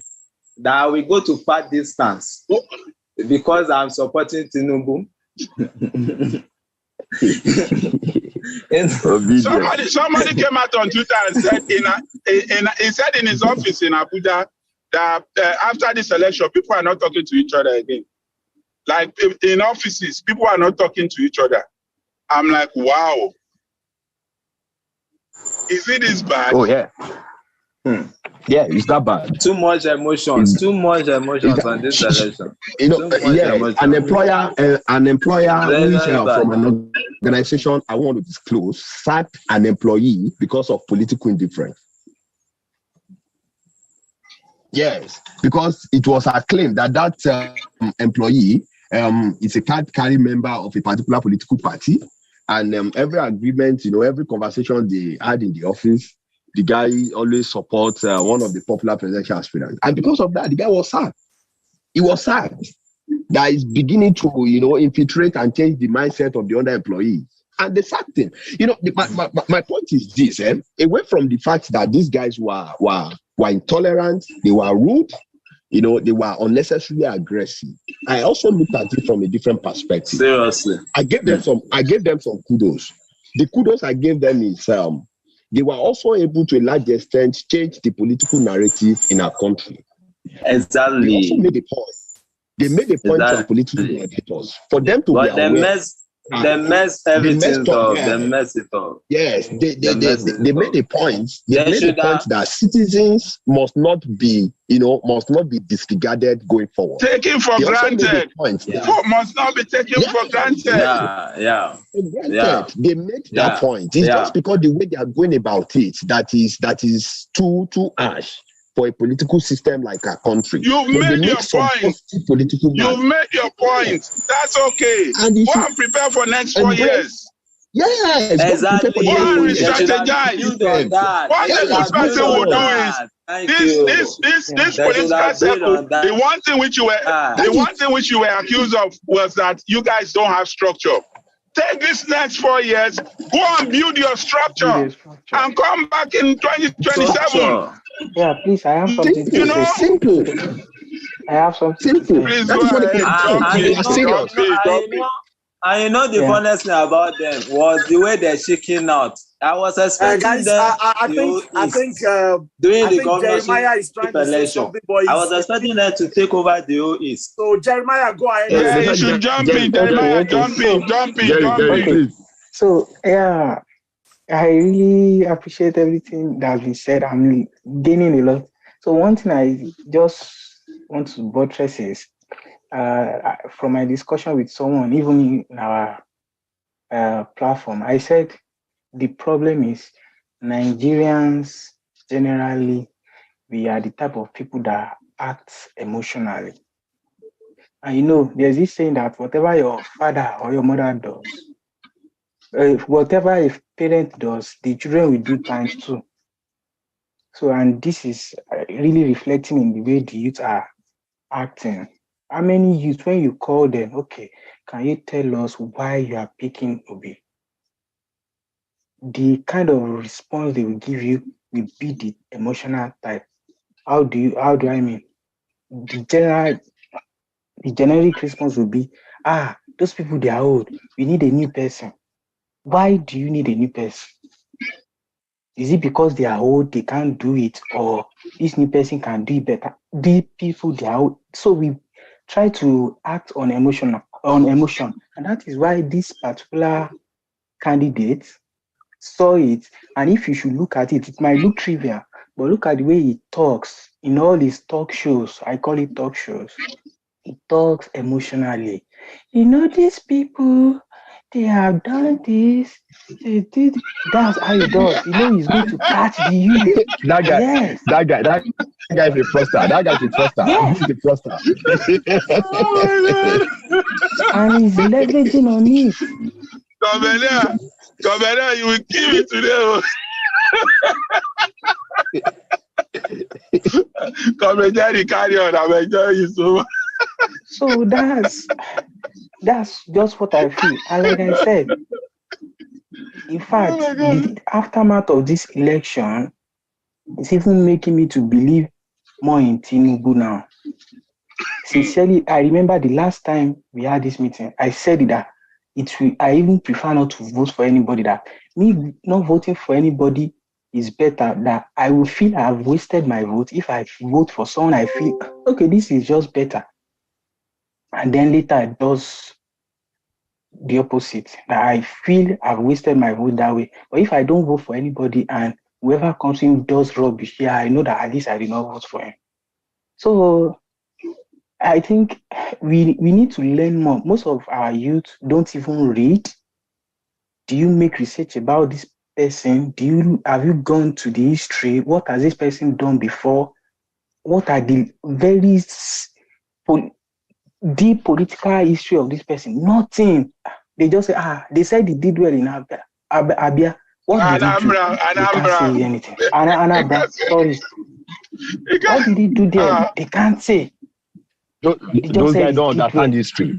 Those guys don't understand it. When he was the governor in Anambra, Jerry, God bless you so much. When he was the governor in Anambra, the medical practitioners were on strike for over 10 months. Secondary school teachers were on strike in Anambra for over 5 months while he was the governor. So they don't just understand history. He has not done anything spectacular to have merited being the president. He even confirmed me during the campaign. He said many people will go on strike. Yes. He said it in And one then of the interview I watched. one That other when thing people will is, go on strike I because just wish, when you are trying to make a change, yeah, I just We wish we change. We all, change. The guy. we youth and everyone, Nigerians as a whole, and then especially the youth who are the man, leaders of that guy tomorrow. is close, I man. believe He should I come back. believe and I wish we should start reasoning logically. Whatever He should come back in the next 4 decision we want years. to He's not going to make, have 3 million votes. He's not it going to have should 3 be million votes. He should come back in the it next should 4 be years. logical. Because looking at it, I also saw that post. I even did a screenshot that it said those who were supporting Tinubu from the UK or outside Nigeria, that they will get their details, they will send petition to their workplace. Now, if we should sit down and be logical about it, hope they know that they are doing what they are trying to do is very wrong. Those people supporting any other person, either good or bad, this is They don't democracy. care. That is their They are choice. bullies. Why not leave it? They are Leave it for bullies. them, and then you too You vote for know, your they own are person. bullies. Anybody who doesn't support their principle, if you come on Twitter, they bully you off Twitter. Threat to your life, threat to your livelihood. Is that democracy? Not only your life, that Is we that democratic? even including your family. I told you of someone. You understand? I then went to his Facebook page, bring out his wife and children picture. Before the election, they brought out the picture of the wife and the children. They start narrating everything about them, saying, hey, look at one of the son. That one have tiny leg. Look at it. They are suffering. Yes, they want to vote Tinubu. So those guys are something else, man. They are something else. Okay, ladies and Convener, I gentlemen. think we yield the floor back to you. Convener, I think you can take the floor, sir. Thank you so much. I want to appreciate everyone. It's been a very, very fantastic one. I'm sure you enjoyed it. The section would also bear with us. I am the one who has because we're supposed to be doing. We'll start this week. I've said it before, but I mean I can say this publicly. But we've seen quite a lot of other organizations try to have sensible conversations on Twitter in the spaces. And those conversations have been hijacked by outsiders and turned really muddled up and messed up, and people really shouting at them, and they having to stop it before the conclusion. But in our case, will be because I know some of you have requested for this that we have more avenues for conversation. We'll be having a spaces chat before the Easter, most likely Tuesday or Wednesday, because Thursday is quite, people are already trying to get ready for the holidays, so get ready for that. There's quite a lot to talk about. I'm just going to close by saying this. I've heard a few things from pastors in recent times. I think for the first time, it should be very clear to most people, really, why they say, you know what, keep the gospel away. Pastors, I really am not one of those who believe that pastors or imams should sit back and let people just run things as they like. You need to be heard. The way things are now, you can no longer afford to be quiet. But you know what? When a pastor comes out to say God said something, but they rigged God's word, I think that person needs to come and try my own God, because I'm not really sure of the God they serve. Because you've got to ask questions. Seriously? God said it, they rigged it. Is someone capable of rigging God? Because God will consume the rigger and everything at that point. Really, I'm seriously worried about the way some of us have gone around defending pastors, quote and unquote, who have gotten into the political arena. And some of them have actually, they say a lawyer, when you bring the practice of law into disrepute, they can derobe you. They can actually remove you from remove your name from the register of lawyers, of practicing lawyers. How about bringing the name of Jesus, the name of God, into disrepute? How about that? I think about 3 of the participants here tonight said, well, Pastor Oyedepo did not campaign. He did. The man said, he asked, how is the East? That means, are we doing well in the East? He said, yeah, the East is fine. But sir, I need you to speak with your people. Speak to them about what? About Bible study? I don't know. I'm just confused. Or speak with them about the new shop, right? He says, speak with your people in the Southwest, and then Kwara, Kogi. And you know what? Look, to say that traditional rulers, religious leaders do not get involved is not true. And I agree 100% with the sergeant who said they've always gotten involved. It is true. But has there been anyone, well, maybe Jonathan, because Jonathan too was kneeling everywhere, going everywhere to kneel down, until he went to kneel down in the wrong place. And the story of Jacob blessing the sons of Joseph happened. Pastor Adeboye used the left hand this time around to bless him. And at that point, some of us already knew what was happening.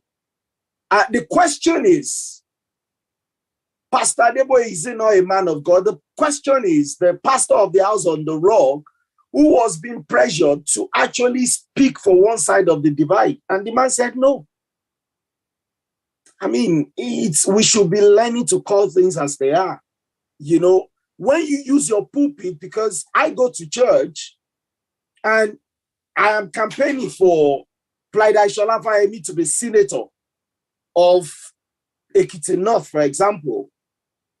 And then PLIDE Lukman goes to House on the Rock, goes to the same church, and is contesting the same seats. And then the pastor comes out to say, I am supporting Igu party. Let's use Igu so that nobody accuses us of anything.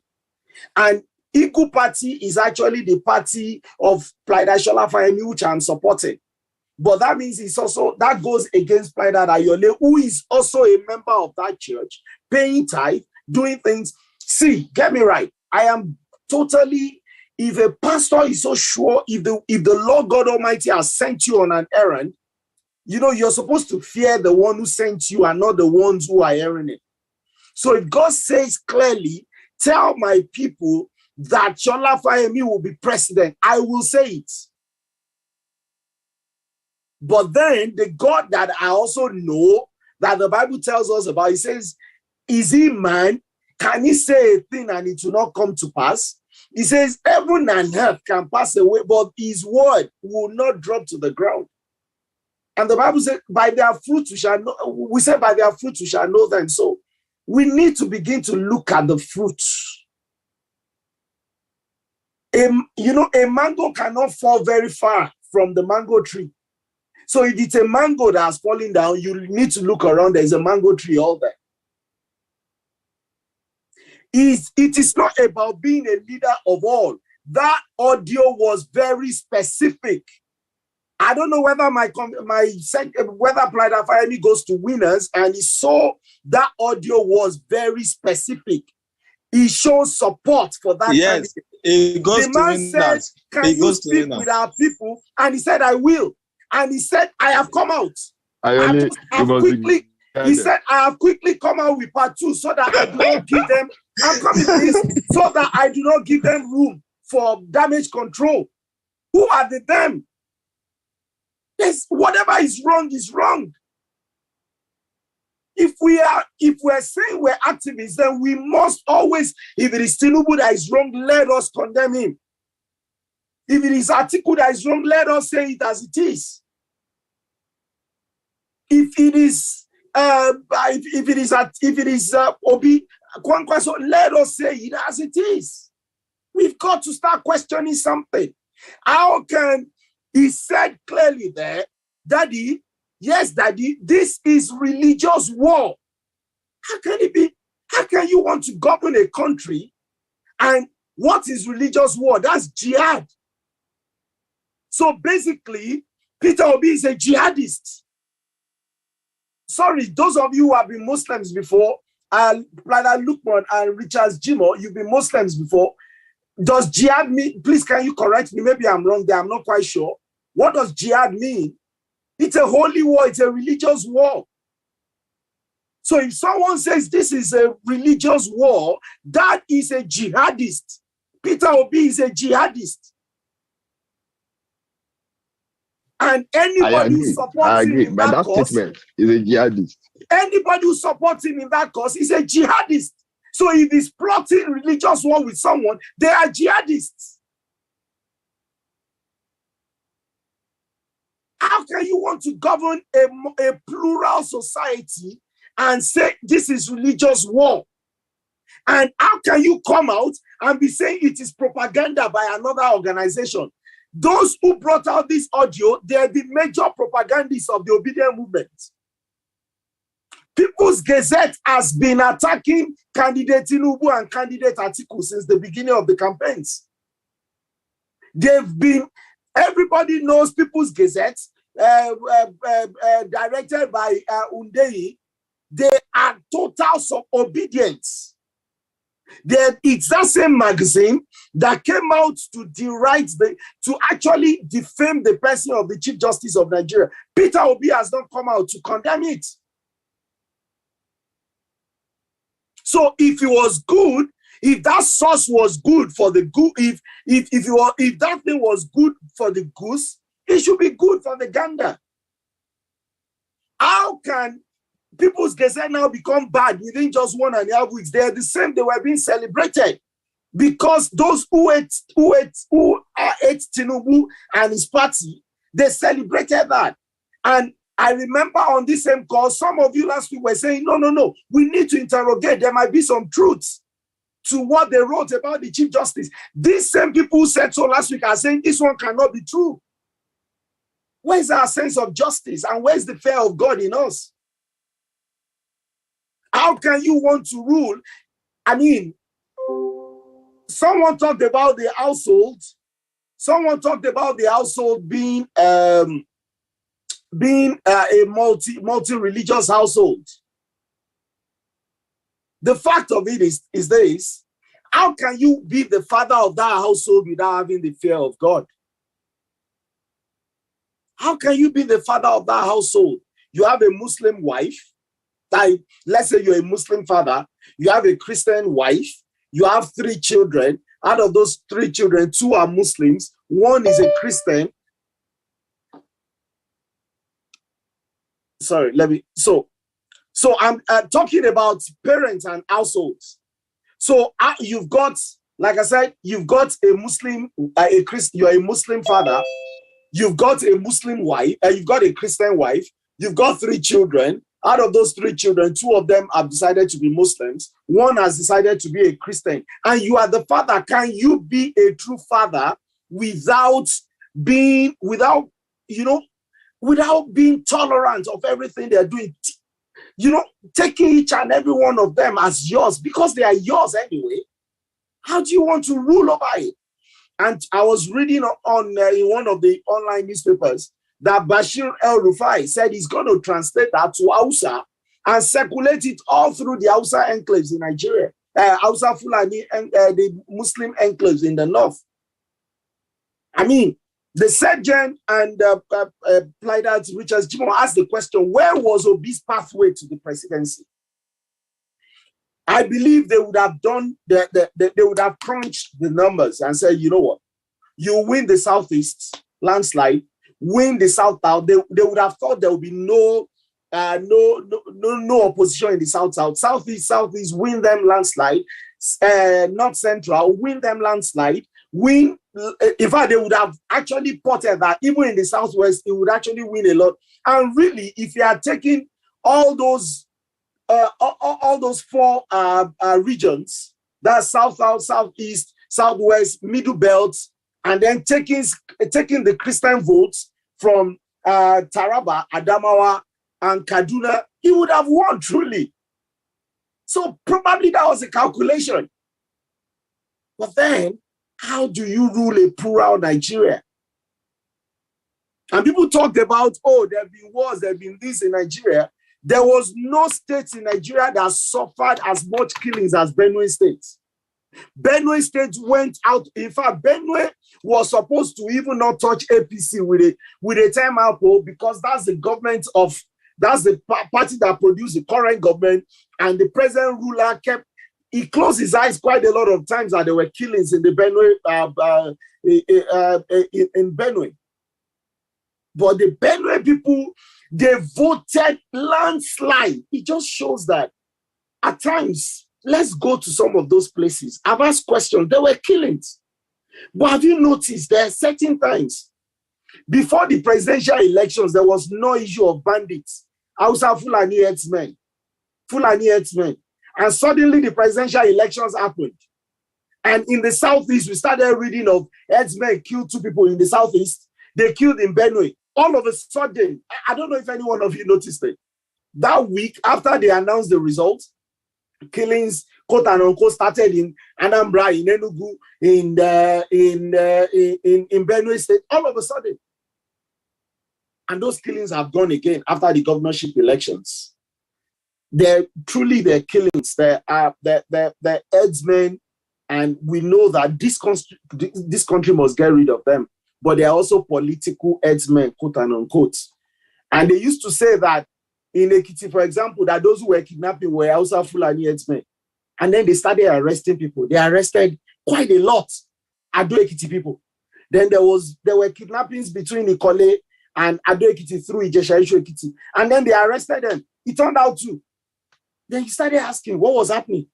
Oh, so there are actually a lot of people that, but of course, I blame the president for that, because if he had nipped it in the bud, nobody would have been calling every Igbo criminal, every Hausa criminal, every Yoruba criminal. Nobody would be calling them Hausa Fulani herdsmen. And that's why all of us must always say the truth at all times. You know, I pray that God will not give our country over to jihadists. And I want to thank God that we actually dodged the bullets. Those who are shouting about mandates, I think there's just something wrong. And I repeat what Richard Jimon said, which I said last week, the oath keepers. And I believe, for those who are watching this, especially the younger ones, please don't let them break coconuts on your head. They always say that whoever they break coconuts on his head will not eat out of it. And I'll give you a number of examples. Immediately, the guy who was on the airline yesterday was arrested. In fact, seeing the look on that guy's face, he looks really crazed to me, like someone who is high on drugs. And we saw all the videos. People say he was doctored, but the man was saying it himself. There are several videos people recorded on their phones and posted online. The man said there will be no inauguration of the president-elect. And the man started saying, obedience, I'm fighting for you, and they are taking you out of here, and you are keeping quiet. The man identified as an obedient. Do you know what happened? Obedience people, they denied him. When People's Gazette came out, the obedient people denied them. I pity all those who are really, really online causing a lot of trouble, because when they arrest you and you're all alone, obedient people will say, in fact, they will call you, because what they're saying now is APC propaganda. Anybody that they arrest, anybody that does something that DSS or anybody, or they take to court, they'll say that person is APC propaganda. That person has never been part of them. Oh my God, I wish people would know how lonely it is inside a cell. God forbid that you'll be there, especially if you have to go to a DSS underground detention, you know. And I believe Nigeria should go after those who want to make the country ungovernable. Nigeria cannot be different from the United States. United States had an election. Trump and his people said, no, there were no election. It was rigged. They said they would not accept it. They promised to make the country ungovernable. They started sponsoring demonstrations. And some lawyers, in their own case, they also had people in the Pentecostal. In fact, in Nigeria, there was a procession. There was a demonstration in support of Trump somewhere in the southeast. And so on January 6th, they went to the Capitol to disrupt everything. And then the good thing about the American states is from that date up till now, the FBI has gone after each and every identified troublemaker from that day, and from those who plotted it online, not just those who were at the Capitol. They've gone after each and every one. And many of these troublemakers in Nigeria are banking on America. So, because before anything, they are petitioning America. If I were the president of Nigeria, I would say to Joe Biden, you went after those who tried to truncate democracy, then why would we not do the same? And I hope the Nigerian government is strong and goes after all those who are fortunately online. Once it's online, Google even indexes it. So it's just a search. All I need to put is just Segun Arowolo, terrorism, or Segun Arowolo, riots. If those two names, like they do, like the background checks we do online using the Google syntax, put it there, it will bring every connection. And when it is there, those people should be made to answer. Because when you have a vice presidential candidate, go on a national station and say the military should take over government, it's so sad. It's so some of us were little, we were in school, but they brutalized us. Some of us, it was just the grace of God that even made us graduate. Those were the days when they would kidnap you. Nobody will even know where you've gone. Those were the days of the propaganda of Uche Chukwumerije, Wadanas, that we used to call Wadanasti. And we had the worst attorney. People said, Attorney General, this one is, and I said, has anybody heard about Awad Yadudu, Professor Yadudu? Sani Abacha's Attorney General. He will rationalize anything in the world. Oh my God. Governor just spells on Wada nonsense. Wada nasty, Wada nonsense. He was, oh my God. Wada nasty was information minister. Oh my God. You know, he was a tailor. This bomb muckler was just a tailor. I didn't even know. Wada nasty. There's nobody that participated in the struggle of June 12 and against Babangida's government and Abacha's government that will not remember the pains of those periods. And then you have someone and people are celebrating the person. Someone went online, and I think the idea is that people believe that prophet, and I said it ages ago, the prophet that gave that prophecy in a civilized country will be invited by the DSS because the person wrote a Nollywood script.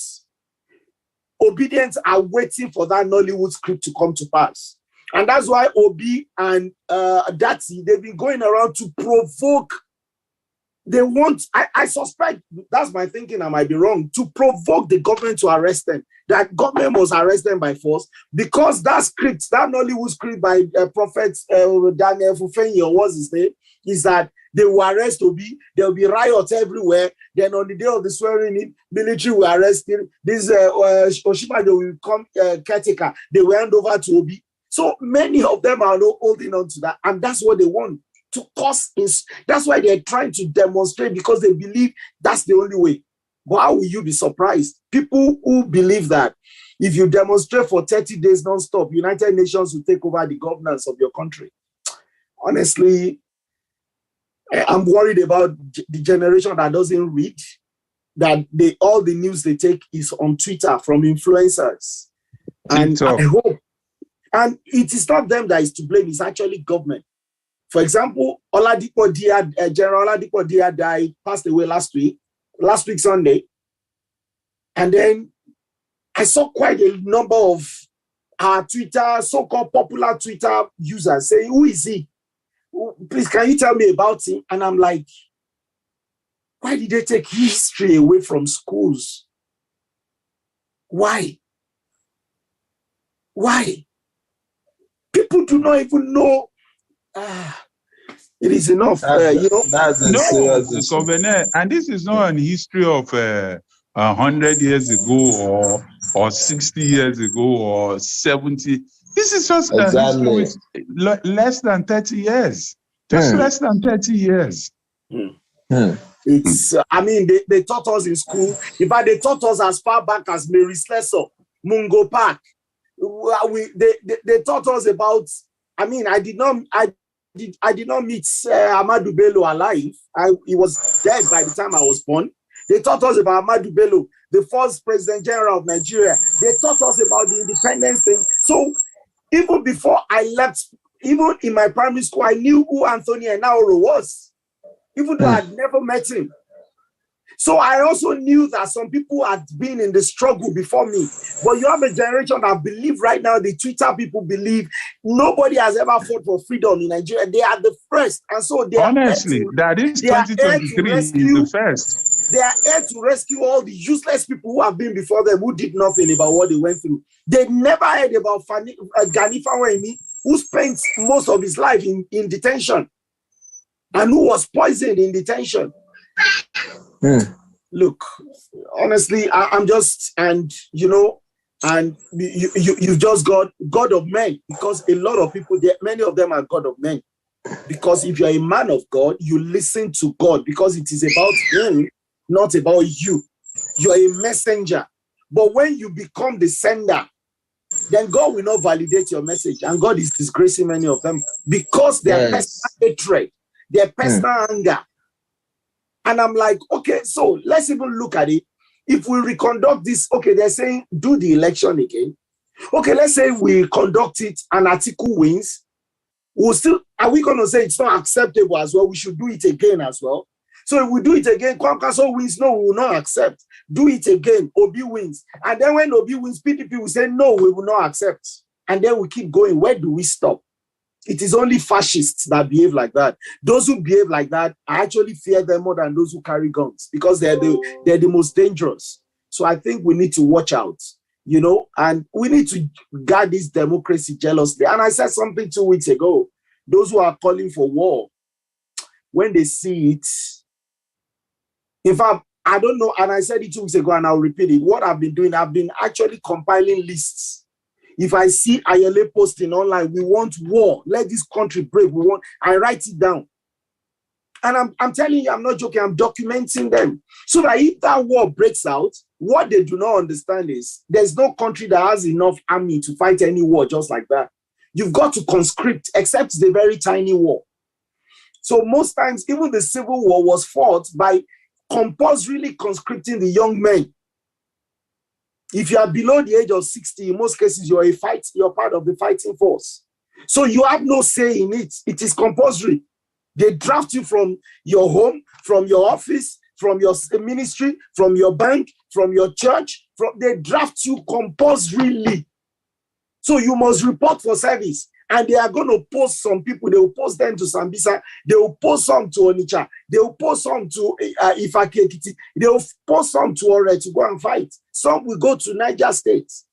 And I pray those who are doing it, nobody will have mercy and grant them visa at that point, because they must fight the war they want by force. And you just be looking at them. May God have mercy on us. Some of us don't even know what we call for. God has given us a peaceful country. You know, if you don't like a man, 4 years, and they're already in the court, let the court judge. If the court feel they have rigged the election. Okay, no, they are not allowing the courts. They are vehemently discrediting the court. That is their mission now, to rubbish from the Chief Justice of Nigeria to everybody who is going to sit on this matter. They want to make sure they rubbish them. This is the danger. How do you help these people? How? Well, it's the judges that if it was, we used to know certain judges, and I believe they got judges like that. You know, nobody could intimidate someone like Justice Taslim Elias. All the things we read, those were just Charlie Boy's father. Even though the man has been, we don't know what Charlie Boy has become. Just the man wants to cruise, 70 years plus, wants to cruise with the youth as well. Or maybe it's tribalism that is doing it, because certain people have even changed. You know, you don't even know them anymore. They don't speak. They are no longer balanced when they speak. They're speaking for tendencies now. So, but his father, Justice Okuta, one of the most feared jurists, you won't intimidate such a man. Justice Oguntade, who was posted to the United Kingdom, is retired now as a High Commissioner. That man was fearless. We've got fearless people on the judiciary. And we hope that, you know, they won't be intimidated. They will not be intimidated by Tinubu. They will not be intimidated by Atiku. They will not be intimidated by Konkaso or Peter Obi or the obedience. You don't let them dispense justice. If they come to the conclusion that the elections, substantially, because the keyword is substantial, was not substantially compliant, let them by all means rule to do it again or even disqualify those who have cheated. If tomorrow the courts declare Peter Obi my president, I'm fine with it. I believe is a package, is someone who's been packaged, who is not capable based on his antecedents. And even the questions, the economic summit group questions, simple questions, it just could not, those things, even, production, consumption to production, how do you want to do it? I've not seen any way you can answer it. Obidati went on channels and he said, we will eradicate insecurity and terrorism. Sheon Kimbaloye asked him, how do you intend doing it? He said, we will do it. He said, how? He said, we will do it. Don't worry, we'll do it. Scam. Scam. Let's say it as it is, scam. So at the end of the day, so for me, but if the court's rule is the president, honestly, you'll be shocked by the time we come on this platform and I'll say, we must support this president, but we must criticize him when he's wrong. If it's Atiku, we'll support and criticize when they're wrong. But to blindly just push agenda, God will have mercy on Nigeria, on our country. Let me call on my section to close the session for us. Mr. Convener, you've actually taken us on an historical journey of political trajectory in Nigeria. I pray, like you said, that a younger generation who have this insight of understanding what has happened and relate the past to present, rather than them always acting based on emotion, rather than them always thinking, they know it all, and not giving credence to precedents and giving credence to history. It is dangerous for the sustenance of democracy. But at this level, I think I need to thank all our leaders who have stayed tuned to us, and those who have contributed immensely on this platform this evening, and also to our online users. We sincerely appreciate everybody, and we thank you for being a partner on this journey of repositioning Nigeria for the betterment of all. That is our dream. Regardless whoever is the president, we believe that Nigeria is going to be better under the president who will eventually be sworn in on May 29, 2023. The swearing is going to hold. No matter whatever everybody is saying, the president-elect is going to be sworn in, and everybody will have a better care of the system. So I want to thank everybody once again, and I wish you all a very glorious and a peaceful week. Thank you, everyone, and God bless you all. Thank you, Sergeant. Thank you. Have a good evening. God bless you. Thank you, Mr. Convener.